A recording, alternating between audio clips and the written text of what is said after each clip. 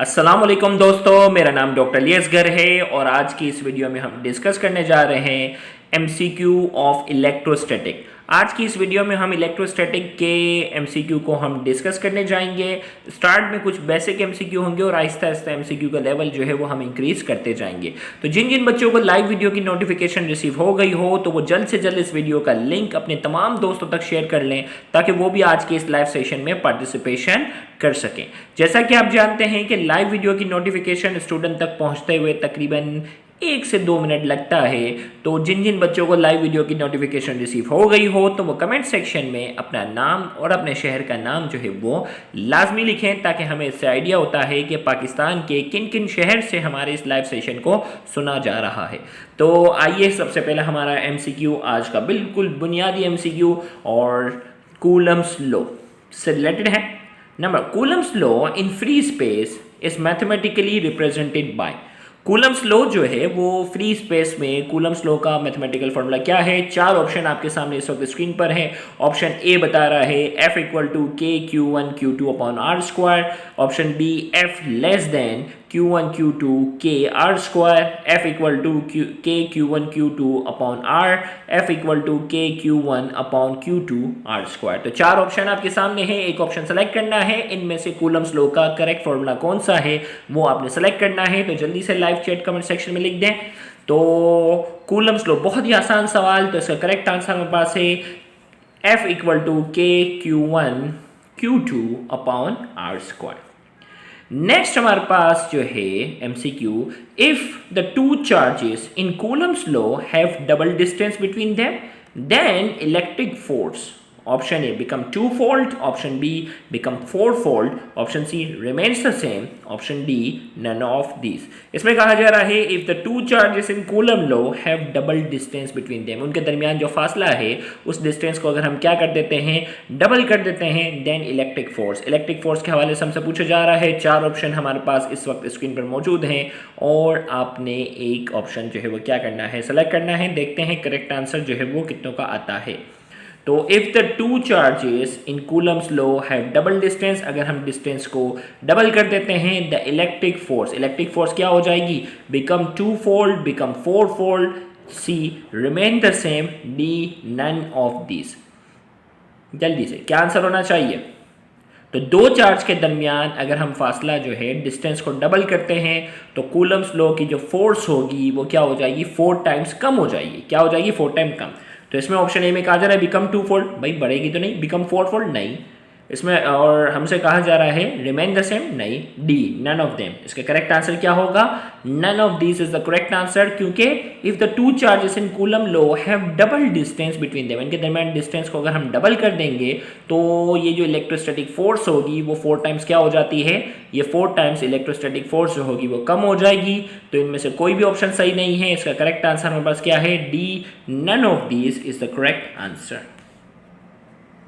Next MCQ इस वक्त हमारे पास स्क्रीन पर मौजूद है, the SI unit of permittivity. Permittivity की एसआई यूनिट क्या है? ऑप्शन ए में कहा जा रहा है न्यूटन मीटर स्क्वायर पर कूलम स्क्वायर। इसी तरीके से option B newton inverse meter square पर coulomb square. Option C newton metre square पर कूलम स्क्वायर और option D Newton metre square पर कूलम इनवर्स। 4 ऑप्शन है, आपने एक ऑप्शन सेलेक्ट करना है। देखते हैं करेक्ट आंसर किसका आता है।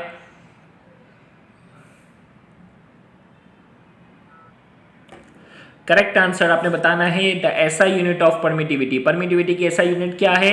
4 ऑप्शन आपके पास और याद रहे ये पास पेपर में ये बहुत बार ये सवाल पूछा जा चुका है। तो इसका करेक्ट आंसर हमारे पास क्या है, कूलम स्क्वायर पर newton metre square. SI unit of permittivity की यूनिट है कूलम स्क्वायर पर newton metre square. Option B is the correct answer.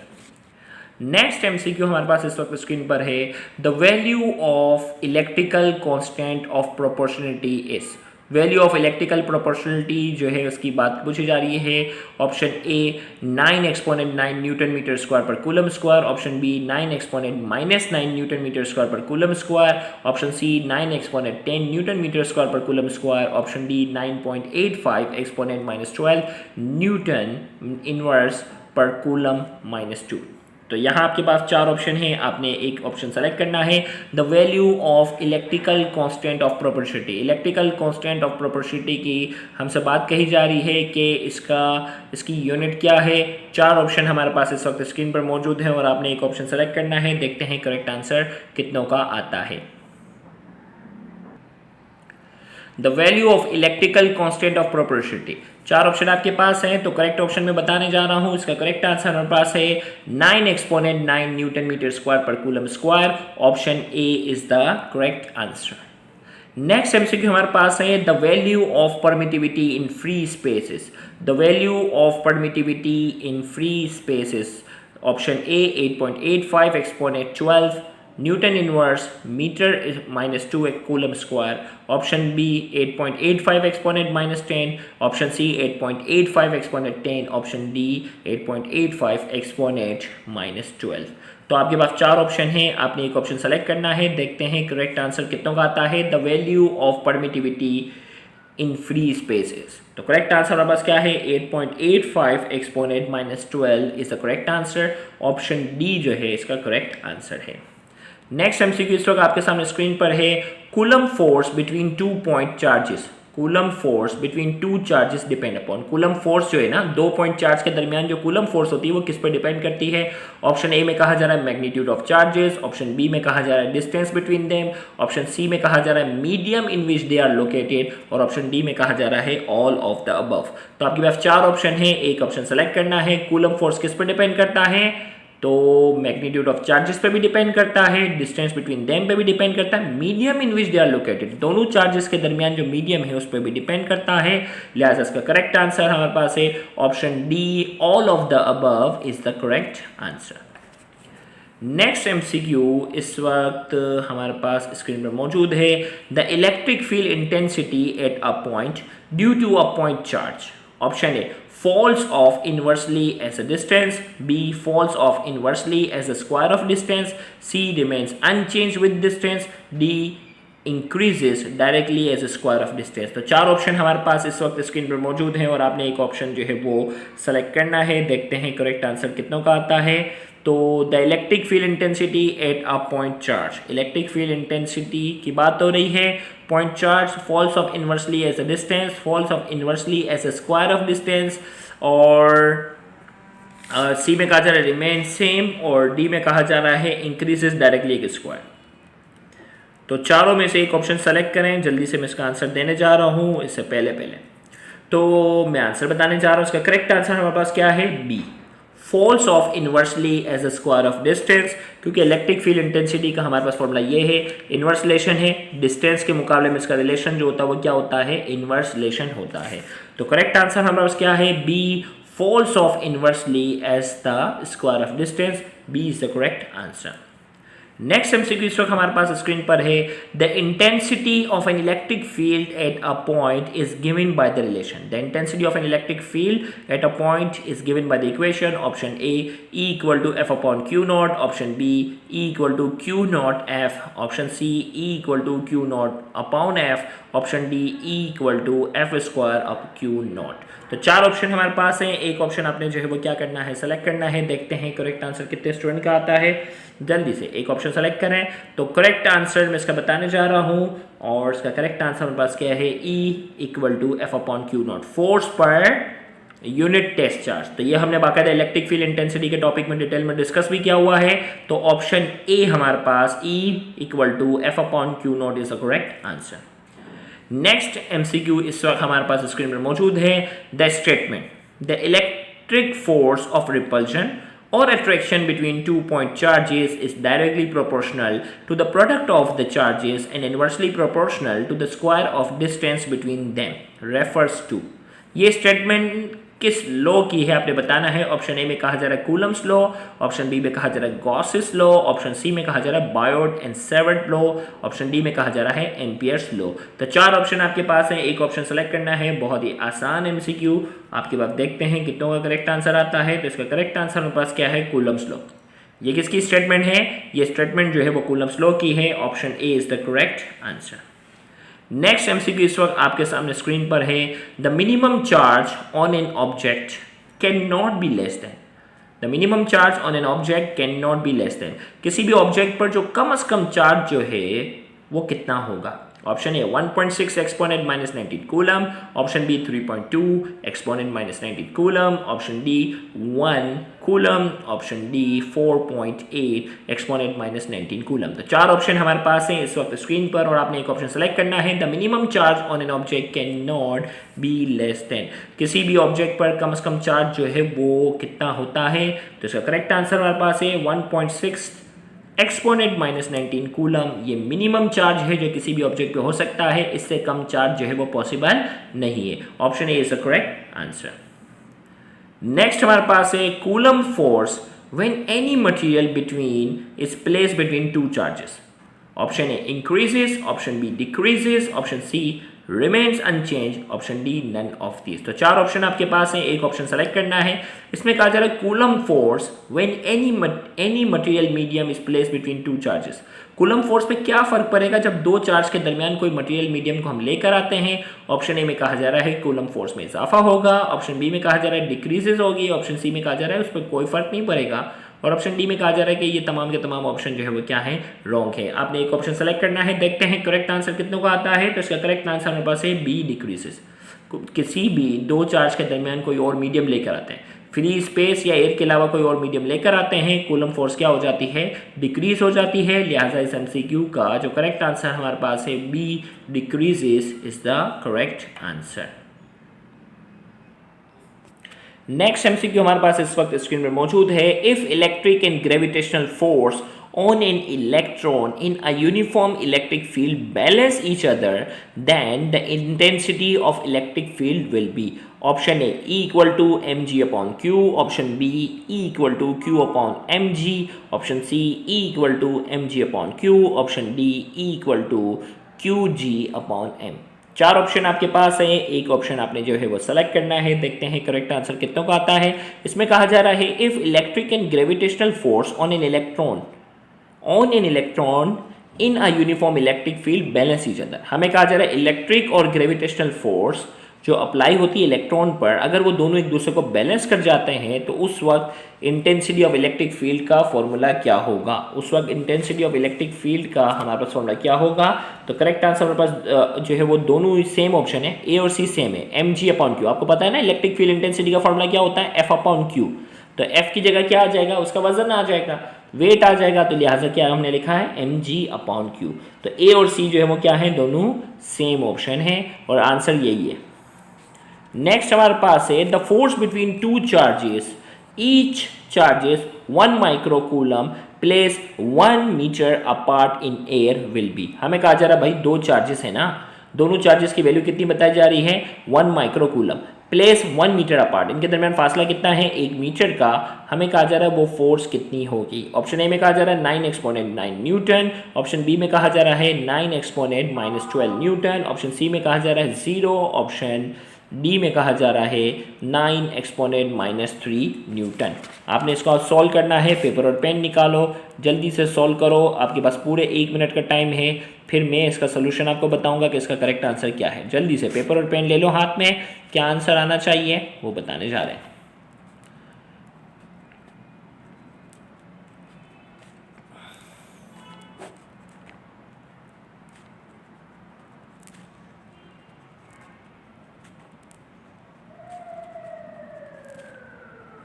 चले भाई सॉल्व कर चुके हो तो फिर मैं इसका आंसर बताता हूँ। चलो भाई मैंने 1 मिनट में सॉल्व किया तो आप भी कर लोगे।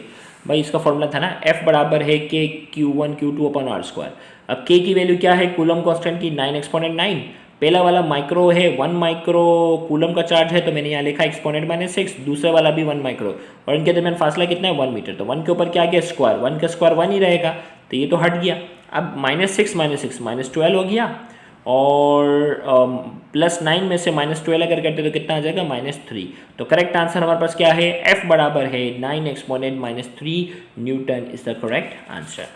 तो करेक्ट ऑप्शन हमारे पास कौन सा हो गया, करेक्ट ऑप्शन हमारे पास जो हो गया वो 9 exponent -3 Newton is the correct answer. Next MCQ इस वक्त हमारे पास स्क्रीन पर है, which one of the following has larger value of relative permittivity ER at room temperature. इनमें से कौन सा मटेरियल है जिसकी सबसे ज़्यादा इलेक्ट्रिक परमिटिविटी की वैल्यू सबसे ज़्यादा है रूम टेम्परेचर पर? ऑप्शन ए में कहा जा रहा है वैक्यूम, ऑप्शन बी में कहा जा रहा है एयर, ऑप्शन सी में कहा जा रहा है गिलास, ऑप्शन डी में कहा जा रहा है वाटर। तो चार ऑप्शन आपके पास हैं, एक ऑप्शन सेलेक्ट करना है। इलेक्ट्रिक परमिटिविटी की वैल्यू इनमें से सबसे ज़्यादा किसकी है? तो रिलेटिव परमिटिविटी की वैल्यू सबसे ज़्यादा किसकी है? तो करेक्ट आंसर्स का मैं बताने जा रहा हूँ। करेक्ट आंसर है डी, वाटर। इन चारों में से सबसे ज़्यादा इलेक्ट्रिक परमिटिविटी की, रिलेटिव परमिटिविटी की जो वैल्यू है वो वाटर की सबसे ज़्यादा है। नेक्स्ट एमसीक्यू इस वक्त हमारे पास स्क्रीन पर मौजूद है, the electric field will be uniform. Option A near a positive point charge, option B near a negative point charge, option C between two oppositely charge parallel metal plate, option D none of the above. हमें कहा जा रहा है electric field जो है इनमें से कहाँ इलेक्ट्रिक फील्ड जो होगी वो यूनिफॉर्म होगी। चार ऑप्शन आपके पास हैं, एक ऑप्शन जो है वो आपने जो है वो सेलेक्ट करना है। देखते हैं करेक्ट आंसर कितने बच्चों का आता है। The electric field will be uniform, electric field जो है कहाँ यूनिफॉर्म होगी? ऑप्शन ए में कहा जा रहा है near a positive point charge, near a negative point charge, और सी में कहा जा रहा है between two oppositely charge parallel metal plate. तो करेक्ट आंसर इसका क्या है? C, between two oppositely charge parallel metal plate. दो पैरेलल मेटल प्लेट हों और दोनों अपोजिटली भी चार्ज हो तो उनके दरमियान जो है वो इलेक्ट्रिक फील्ड क्या होती है? यूनिफॉर्म होती है। तो करेक्ट आंसर इसका हमारे पास क्या है? C is the correct answer. Next MCQ इस वक्त आपके सामने स्क्रीन पर मौजूद है, 1 coulomb of charge is created by, 1 coulomb of charge is created by. अगर हम 1 कूलम ऑफ चार्ज क्रिएट करना चाहते हैं तो हमें कितने इलेक्ट्रॉन चाहिए होंगे? ऑप्शन ए में कहा जा रहा है 10 इलेक्ट्रॉन चाहिए होंगे, ऑप्शन बी में कहा जा रहा है 1.6 एक्सपोनेंट माइनस 19 इलेक्ट्रॉन चाहिए होंगे, ऑप्शन डी में कहा जा रहा है 6.25 एक्सपोनेंट 18 इलेक्ट्रॉन चाहिए होंगे, और ऑप्शन डी में कहा जा रहा है 6.25 एक्सपोनेंट 21 इलेक्ट्रॉन चाहिए होंगे। तो इसको भी आपने क्या करना होगा? सॉल्व करना होगा। 1 कूलम का चार्ज जो है वो उसके लिए हमें कितने इलेक्ट्रॉन चाहिए होंगे? तो जल्दी से पेपर और पेन निकालो और आप इसको सॉल्व करें। देखते हैं करेक्ट आंसर कितने बच्चों का आता है।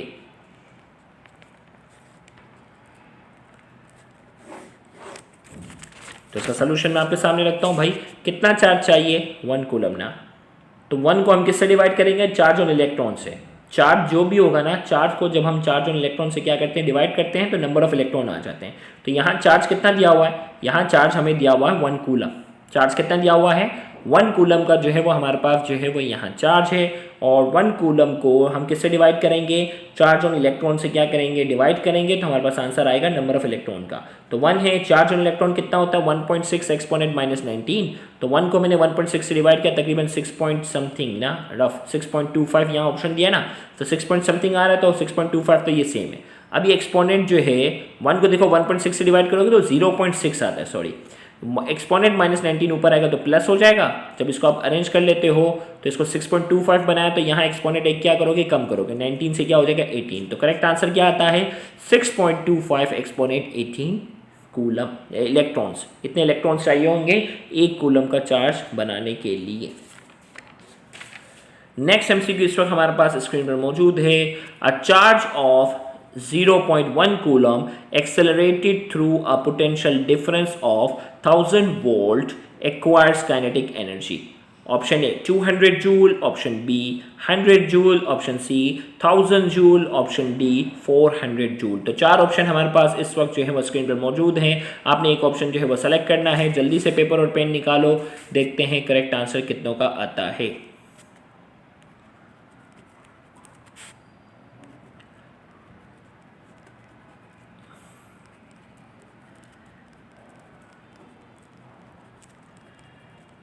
तो करेक्ट आंसर मैं बताने जा रहा हूँ, जल्दी पेपर और पेन निकाल लो और सॉल्व कर लो। देखते हैं करेक्ट आंसर जो है वो कितनों का आता है। तो इसका correct answer, charge of 0.1 coulomb accelerated through a potential difference of 1000 volt acquires kinetic energy. कितनी काइनेटिक एनर्जी उसके पास होगी? तो इसका करेक्ट आंसर हमारे पास जो है वो B 100 joule is the correct answer. Correct answer क्या है? B 100 joule is the correct answer. अब कैसे आंसर आया मैं आपको जो है वो इसका सोल्यूशन बताता हूँ, आप देखिएगा। एक मिनट, थोड़ा सा कैमरा, ओके, तो कैमरा थोड़ा सा हमारा हट गया था। चलें, अब देखो वोल्टेज का फॉर्मूला हमारे पास होता है W/Q। वोल्टेज किसके बराबर है? W/Q। Q वहाँ चला गया। अब देखो work done per unit charge होता है ना, ये वोल्टेज का फॉर्मूला, Q वहाँ चला गया। वोल्टेज, चार्ज और वर्क डन। अब वोल्टेज कितना दिया गया? 1000 और इसी तरीके से चार्ज कितना बताया गया? 0.1 कूलम। दोनों को मल्टीप्लाई करके आ गया 100। तो वर्क डन कितना आ रहा है? वर्क डन आ रहा है 100 जूल। और यही वर्क डन क्या हो जाएगा? इसकी काइनेटिक एनर्जी में क्या हो जाएगा? यही वर्क डन जो होगा इसकी काइनेटिक एनर्जी में क्या हो जाएगा? कन्वर्ट हो जाएगा। तो लिहाजा हमारे पास इसका करेक्ट आंसर क्या हो गया? इसका करेक्ट आंसर हमारे पास जो आ गया वो B 100 joule is the correct answer. Next MCQ बहुत ही आसान। An electric charge at rest is, electric charge addresses only an electric field, only a magnetic field, both electric and magnetic field, D none of the above। इसमें कहा जा रहा है कि एक इलेक्ट्रिक चार्ज है ना वो रेस्ट में, उसके अराउंड क्या होगा? ऑप्शन ए में कहा जा रहा है उसके अराउंड इलेक्ट्रिक फील्ड होगी, ऑप्शन बी में कहा जा रहा है उसके अराउंड मैग्नेटिक फील्ड होगी, ऑप्शन सी में कहा जा रहा है इलेक्ट्रिक और मैग्नेटिक फील्ड दोनों होगी, और डी में कहा जा रहा है नन ऑफ द अबव। ये बिल्कुल इलेक्ट्रोस्टैटिक का एक बिल्कुल बेसिक सवाल है, आपने इसका आंसर देना है। तो जब भी कोई चार्ज रेस्ट में होता है उसके अराउंड सिर्फ और सिर्फ क्या होती है? इलेक्ट्रिक फील्ड होती है। करेक्ट आंसर हमारे पास है option A is the correct answer. Next MCQ इस वक्त आपके सामने स्क्रीन पर ला रहे हैं। The SI unit of electric field intensity is, the SI unit of electric field intensity is, electric field intensity की एसआई यूनिट क्या है? कूलम पर न्यूटन, न्यूटन पर कूलम और वोल्ट पर मीटर, ऑप्शन सी जूल पर कूलम, एम्पियर पर volt. तो चार ऑप्शन हमारे पास इस वक्त स्क्रीन पर मौजूद है और आपने क्या करना है? एक ऑप्शन सेलेक्ट करना है। देखते हैं कितने स्टूडेंट का जो है वो करेक्ट आंसर आता है। The SI unit of electric field intensity is, तो इलेक्ट्रिक फील्ड इंटेंसिटी की हमारे पास एसआई यूनिट क्या है? चार ऑप्शन हमारे पास है, एक ऑप्शन आपने जल्दी से लाइव चैट कमेंट में लिखना है। तो इसका करेक्ट आंसर हमारे पास क्या है? बी न्यूटन पर कूलम और वोल्ट पर metre. The SI unit of electric field intensity is, electric field intensity की जो एसआई यूनिट है वो न्यूटन पर कूलम है या वोल्ट पर मीटर। इसका करेक्ट आंसर हमारे पास है option B is the correct answer. Next हमारे पास है the relation phi equal to 1 epsilon naught total charge enclose represent. ये जो रिलेशन है कि phi बराबर है 1 epsilon naught total charge enclose represent, ये किसको रिप्रेजेंट करता है? ऑप्शन ए में कहा जा रहा है ये कूलम्स लॉ को रिप्रेजेंट करता है, ऑप्शन बी में कहा जा रहा है स्टोक्स लॉ को रिप्रेजेंट करता है, ऑप्शन सी में कहा जा रहा है ये गॉसेस लॉ को रिप्रेजेंट करता है, और ऑप्शन डी में कहा जा रहा है एम्पियर्स लॉ को ये रिप्रेजेंट करता है। तो चार ऑप्शन आपके पास है, एक ऑप्शन सेलेक्ट करना है। देखते हैं कितनों का करेक्ट आंसर आता है। तो इसका करेक्ट आंसर हमारे पास जो है वो सी गॉसेस लॉ। ये किसका फॉर्मूला है? गॉसेस लॉ का। और याद रखिएगा गॉसेस लॉ पर हमने एक डिटेल लेक्चर जो है वो रिकॉर्ड किया हुआ और उससे रिलेटेड हमने उसके उसी एप्लीकेशन से रिलेटेड कई हमने एडवांस एमसीक्यू भी उसी टॉपिक में डिस्कस किए हैं, तो उस लेक्चर को भी देखना मत भूलिएगा। करेक्ट आंसर हमारे पास है सी गॉसेस लॉ। नेक्स्ट एमसीक्यू इस वक्त हमारे पास स्क्रीन पर मौजूद है। The dot product of electric field intensity E and vector area is called. Dot product of electric field intensity ई और वेक्टर एरिया जो है वो किसके बराबर होता है? ऑप्शन ए में कहा जा रहा है इलेक्ट्रिक पोटेंशियल के, ऑप्शन बी में कहा जा रहा है इलेक्ट्रिक फ्लक्स के, ऑप्शन सी में कहा जा रहा है इलेक्ट्रिक फील्ड के, और ऑप्शन डी में कहा जा रहा है मैग्नेटिक फील्ड के। तो dot product of electric field intensity और वेक्टर एरिया किसके बराबर होता है? तो इसका करेक्ट आंसर हमारे पास है B electric flux is the correct answer. Dot product electric field intensity और वेक्टर एरिया का इलेक्ट्रिक फ्लक्स के बराबर होता है। नेक्स्ट हमारे पास जो है electric flux is defined as, the electric flux is defined by the relation. Electric flux जो है वो किस रिलेशन से डिफाइन किया जाता है? E dot A, E multiply A, E upon A, D none of this. तो इसका करेक्ट आंसर हमारे पास क्या है? डॉट प्रोडक्ट ही है ना, अभी यही वाला एमसीक्यू एक तरीके से रिपीट हुआ, ई डॉट ए। तो इसका करेक्ट आंसर हमारे पास है option A is the correct answer. Next MCQ हमारे पास इस वक्त स्क्रीन पर है। The electric flux is link with a surface will B maximum. Electric flux जो है वो मैक्सिमम होगा कब? ऑप्शन ए में कहा जा रहा है the surface is held parallel to the electric field, option B the surface is held perpendicular to the electric field, option C the surface makes an angle of 45 degree with the electric field, option D all of the above. तो चार option हमारे पास इस वक्त screen पर मौजूद है और आपने एक ऑप्शन जो है सेलेक्ट करना है। The electric flux is link with the surface will B maximum. Electric flux जो होगा वो किसी भी सरफेस पर अप्लाई होने वाला इलेक्ट्रिक फ्लक्स मैक्सिमम कब होगा? चार ऑप्शन आपके सामने इस वक्त स्क्रीन पर मौजूद हैं और आपने एक ऑप्शन सेलेक्ट करना है। तो इसका करेक्ट आंसर मैं बताने जा रहा हूं, इसका करेक्ट आंसर मेरे पास बी है। The surface is held perpendicular to the electric field. जब किसी भी सरफेस को इलेक्ट्रिक फील्ड के मुकाबले में परपेंडिकुलर रखेंगे उस वक्त इलेक्ट्रिक फ्लक्स उस पर अप्लाई होने वाला जो होगा वो मैक्सिमम होगा। लिहाजा इसका करेक्ट आंसर हमारे पास जो है ऑप्शन बी है। Next MCQ, the relation delta V upon delta R equal to V upon D represent. भाई ये रिलेशन जो है ना delta V, change of potential with respect to displacement, ये फॉर्मूला किसका है? ऑप्शन ए में कहा जा रहा है पोटेंशियल डिफरेंस का, ऑप्शन बी में कहा जा रहा है गॉसेस लॉ का, ऑप्शन सी में कहा जा रहा है इलेक्ट्रिक फील्ड इंटेंसिटी का, और ऑप्शन डी में कहा जा रहा है इलेक्ट्रिक फ्लक्स का। तो V अपॉन डी जो है ये किसका फॉर्मूला है? Change of potential with respect to displacement, this is the formula of, ये फॉर्मूला हमारे पास किसका है? चार ऑप्शन आपके पास इस वक्त स्क्रीन पर मौजूद हैं और आपने एक ऑप्शन जो है वो सेलेक्ट करना है। देखते हैं करेक्ट आंसर कितने बच्चों का आता है।